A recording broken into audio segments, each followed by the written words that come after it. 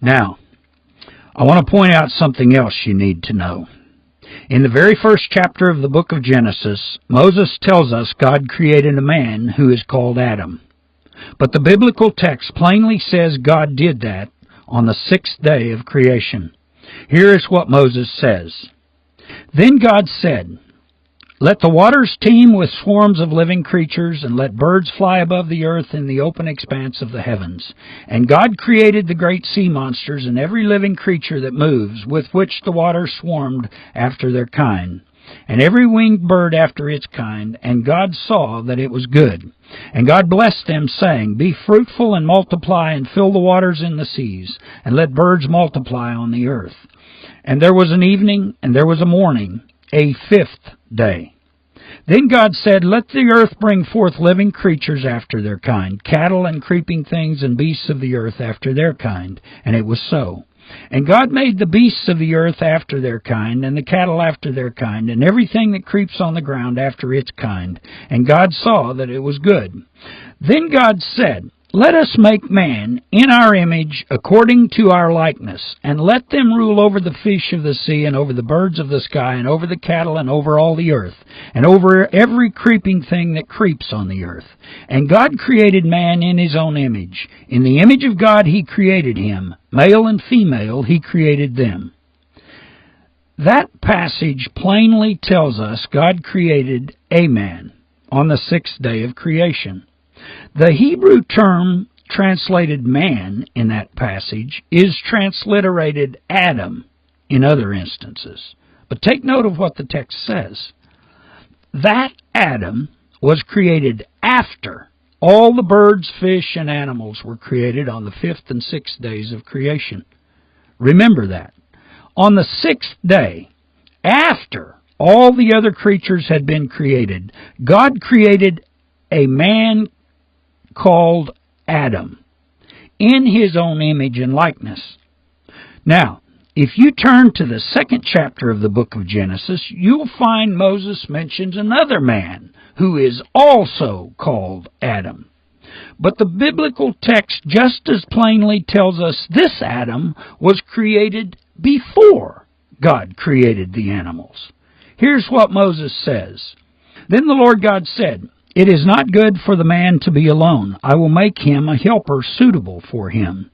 And out of the ground the Lord God formed every beast of the field and every bird of the sky, and brought them to the man to see what he would call them. And whatever the man called the living creature, that was its name. And the man gave names to all the cattle, and to the birds of the sky, and to every beast of the field. But for Adam there was not found a helper suitable for him. Most people think that account and the account in Genesis 1 are both referring to the same Adam.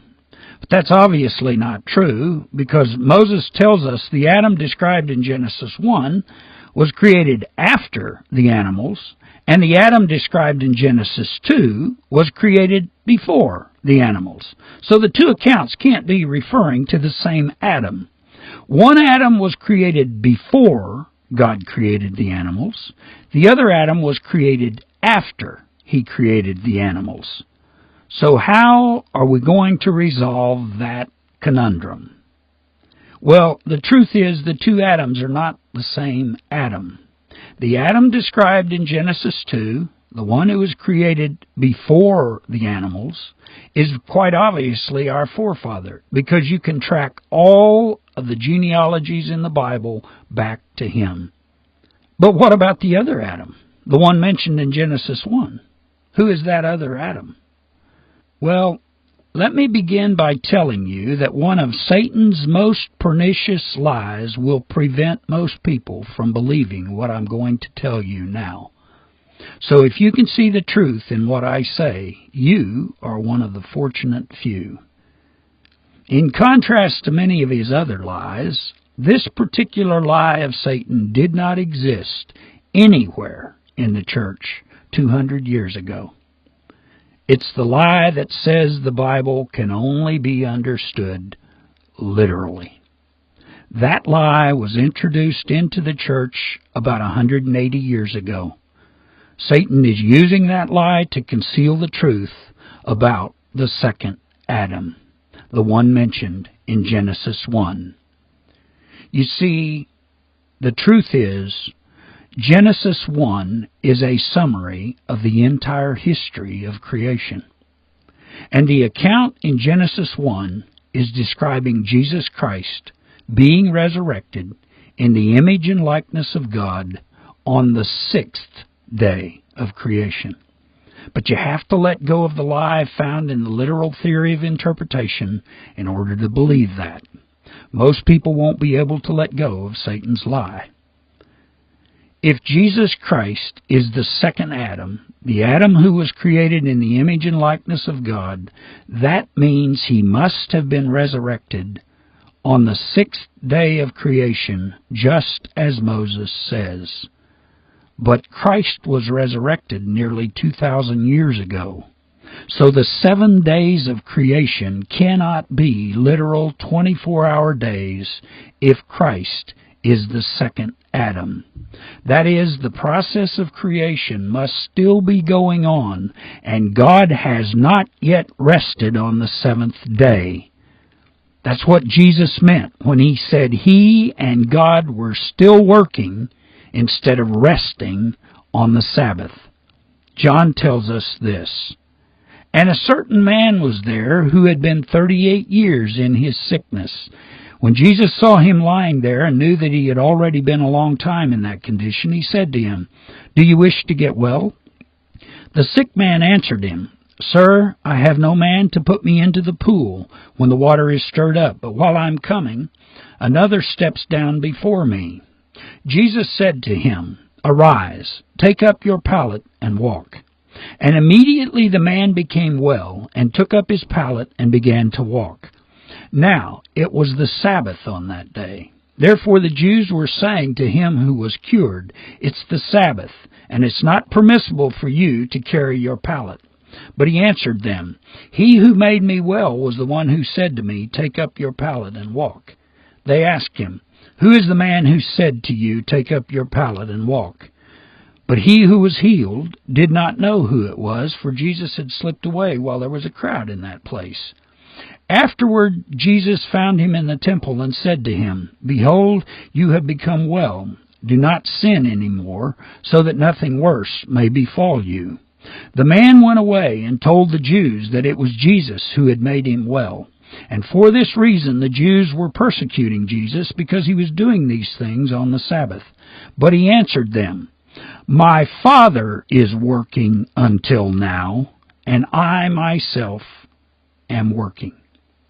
In that passage, Jesus is referring to the fact that he was healing people on the Sabbath because God was still working to create him in his own image and likeness. The point is, the real Sabbath, that is, the seventh day of creation, has not yet begun. We are still living in the sixth day of creation, and God is still working to create male and female believers in his own image and likeness. But that's not the only evidence that what I'm telling you is true. The Apostle Paul knew full well that the Adam mentioned in Genesis 1 is Jesus Christ. He also knew God is still working to create male and female believers in his own image and likeness. He talks about it in 1 Corinthians 15, where he describes the nature of the resurrected body. He says this, "But someone will say, 'How are the dead raised, and with what kind of body do they come?' You fool! That which you sow does not come to life unless it dies. And that which you sow, you do not sow the body which is to be, but a bare grain, perhaps of wheat or of something else. But God gives it a body just as he wished, and to each of the seeds a body of its own. All flesh is not the same flesh, but there is one flesh of men, and another flesh of beasts, and another flesh of birds, and another of fish. There are also heavenly bodies and earthly bodies, but the glory of the heavenly is one, and the glory of the earthly is another. There is one glory of the sun, and another glory of the moon, and another glory of the stars. For star differs from star in glory. So also is the resurrection of the dead. It is sown a perishable body, it is raised an imperishable body. It is sown in dishonor, it is raised in glory. It is sown in weakness, it is raised in power. It is sown a natural body, it is raised a spiritual body. If there is a natural body, there is also a spiritual body. So also it is written, the first man, Adam, became a living soul. The last Adam became a life-giving spirit. However, the spiritual is not first, but the natural, then the spiritual. The first man is from the earth, earthy. The second man is from heaven. As is the earthy, so also are those who are earthy. And as is the heavenly, so also are those who are heavenly. And just as we have borne the image of the earthy, we shall also bear the image of the heavenly. In that passage, Paul refers to Christ as the last Adam and the second man because he knows Moses was describing the creation of two completely different Adams in the first and second chapters of Genesis. He also knows that just as true believers have borne the image and likeness of the first Adam, the one who is our forefather, they will also bear the image and likeness of the second Adam, Jesus Christ, the one who was resurrected in the image and likeness of God. But resurrection in the image and likeness of God is only possible if one has first been born again in the image and likeness of God. Only then can he be resurrected in the image and likeness of God at the end of the age. You see, Satan has lied to us by convincing everyone that mankind was created in the image and likeness of God. That's not true. Paul knew it wasn't true, and the early church fathers knew it wasn't true. But Satan has once again distorted the truth, and the leaders of the church have believed him. The truth is, we are still in the middle of the process whereby God is creating male and female believers in His own image and likeness. That's why Satan is fighting so hard to keep everyone believing his lies. In an effort to deceive the whole world in our generation, Satan is using precisely the same tactic that he used on Eve. That is, he is insisting we take the Scriptures literally when he knows the truth quite often resides in idiomatic expressions. The truth is, God has not yet finished the process of creation. We are still living in the sixth day of creation, and you still have an opportunity to participate in God's greatest act of creation, the creation of male and female believers in His own image and likeness. But those who participate in that process can only do so voluntarily, and they can only do so individually. Nobody can force you to believe the truth, and nobody can make the decision for you. You alone must make the decision as to whether or not you want to be born again. That is, only you can decide whether or not you want to be created in the image and likeness of God so that you can rest with Him forever on the seventh day of creation. That is precisely what God is doing through the new birth process. He is creating those who believe the truth in His own image and likeness so that they can rest with Him on the seventh day of creation. The author of the book of Hebrews puts it this way: Therefore, let us fear, lest, while a promise remains of entering His rest, any one of you should seem to have come short of it. For indeed we have had good news preached to us, just as they also. But the word they heard did not profit them, because it was not united by faith in those who heard. For we who have believed enter that rest, just as He has said, As I swore in my wrath, they shall not enter my rest. Although His works were finished from the foundation of the world. For He has said thus somewhere concerning the seventh day, And God rested on the seventh day from all His works. And again in this passage, They shall not enter my rest.